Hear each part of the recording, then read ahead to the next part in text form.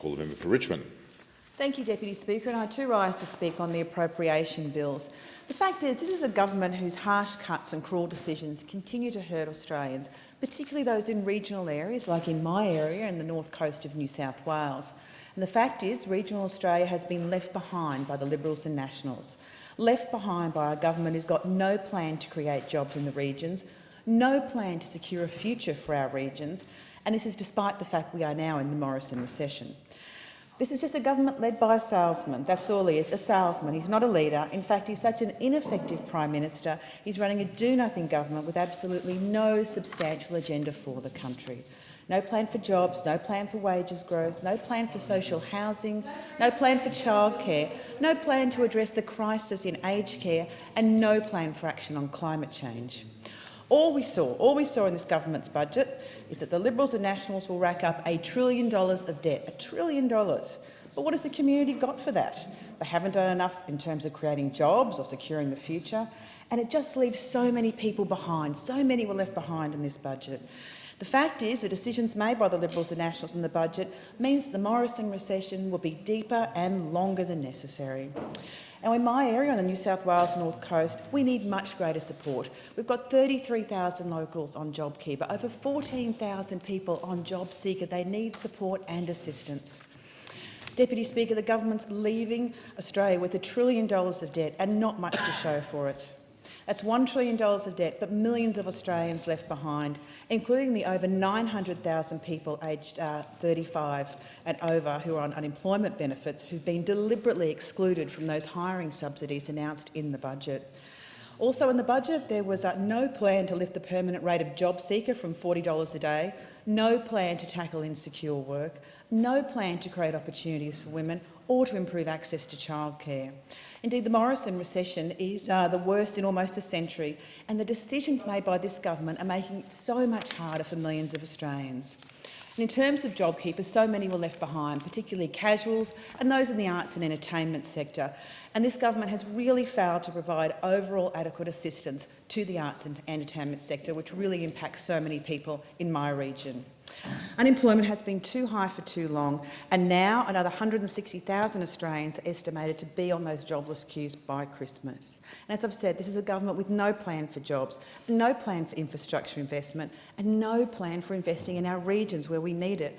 In fact, all we get in the regions is more of the National Party's lies, cuts and chaos, as I've told the House many times. That's all we get. Cuts to health, cuts to education, cuts to aged care, cuts to services like Centrelink and NDIS, cuts to TAFE and universities, right across the board. And of course, one of the most shameful acts of this government is their cuts to aged care.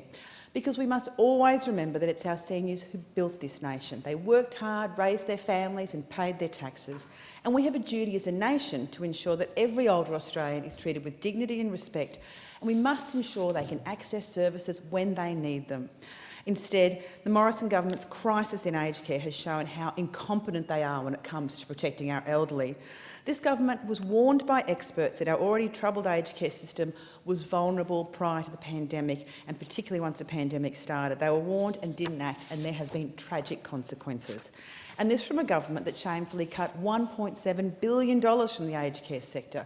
Well, we're seeing the results of those cuts right across the board, and they are hurting some of the most vulnerable in our community. And shockingly, the budget had no significant funding for residential aged care, where we've seen tragically so many older Australians dying during the pandemic.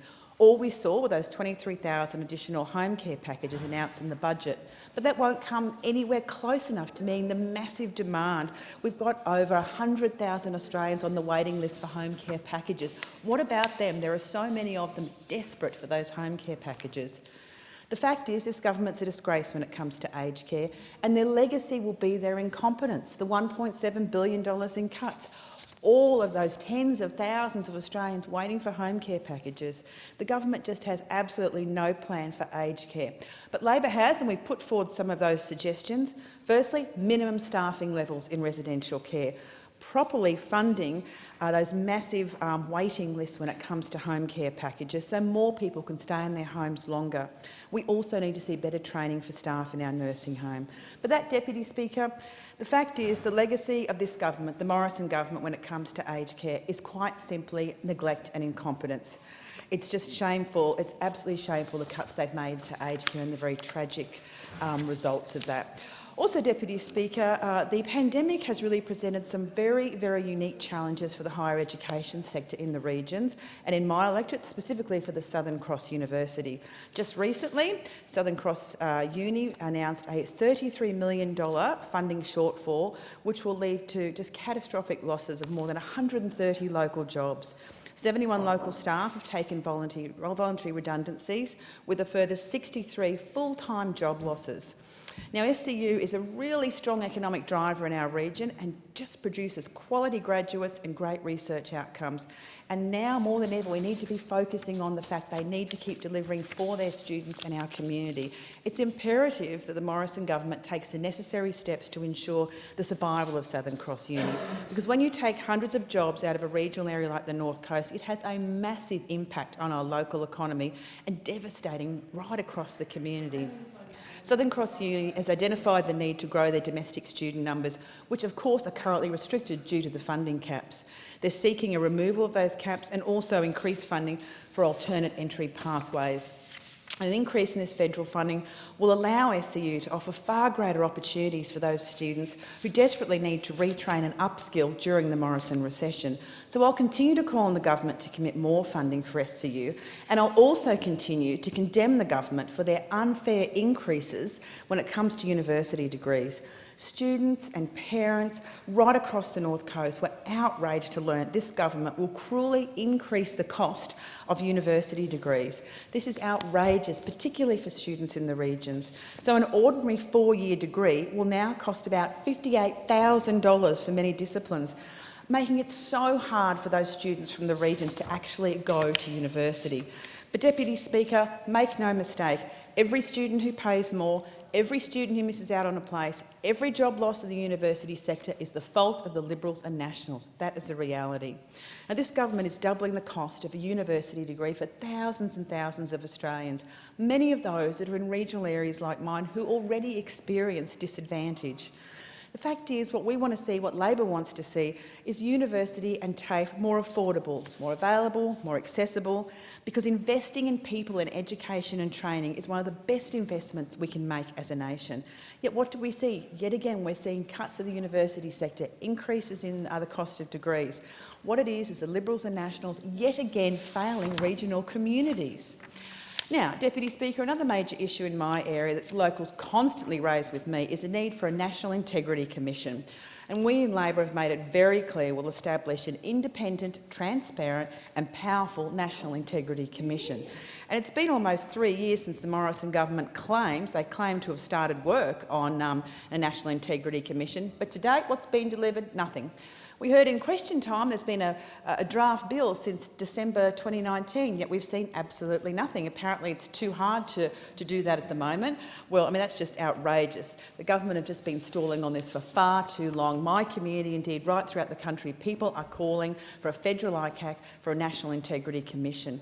And we see with this government, despite the sports rorts and this ongoing airport land scandal, the Morrison government just refuses to act. Yet clearly, and particularly in light of the recent events in New South Wales, when we saw the disgraced Liberal MP, Daryl Maguire, we really did see how it highlighted how important it is to have a national ICAC. We've seen shocking evidence at ICAC over the past week, confirming that the New South Wales Premier, Gladys Berejiklian, turned a blind eye to the corrupt business dealings of her boyfriend, Liberal MP Daryl Maguire, and she didn't report this to ICAC. And over the last week, I've been inundated with people who want to see action when it comes to having a federal ICAC. Now, Deputy Speaker, in terms of the budget itself too, it was great to see the speech from the opposition leader, his reply speech and the very important issues he outlined. Firstly, the early childhood education and care package. It's so important to have affordable childcare, and Labor absolutely has a plan for that. Also a manufacturing plan and a rewiring the nation plan, and also plans to address social housing. And it's only Labor that outlined all those really important aspects. Now, Deputy Speaker, Just getting back to some of the lies, cuts and chaos that we see from the Liberals and Nationals, it's not just at a federal level we see that, we also see it at a state level and council level as well in New South Wales. And what we know about the New South Wales Berejiklian government is they're rotten to the core, absolutely rotten to the core, has been exposed by ICAC in the last few weeks. But let's have a look at some of their lies, cuts and chaos and how it impacts us on the North Coast, particularly the Tweed Nationals MP, Jeff Provost, and his rotten government. First of all, let's have a look at their cuts, their pay cuts to public servants. These workers, these local workers, are the heroes of the pandemic, and now they've been forced to suffer a pay cut thanks to the New South Wales Liberal Nationals government. Nurses, teachers, police, firefighters, paramedics, cleaners, so many fantastic public sector workers. They've risked their lives to look after us. And what do they get? What do they get from this government? A pay cut. Outrageous. Also, the lack of health services in regional New South Wales. With recent border closures, what we really saw is how underfunded the health and hospital services are in northern New South Wales. It is absolutely outrageous. This has been going on for a long period of time under the Liberal National government and must be addressed. It is disgraceful and absolutely shameful.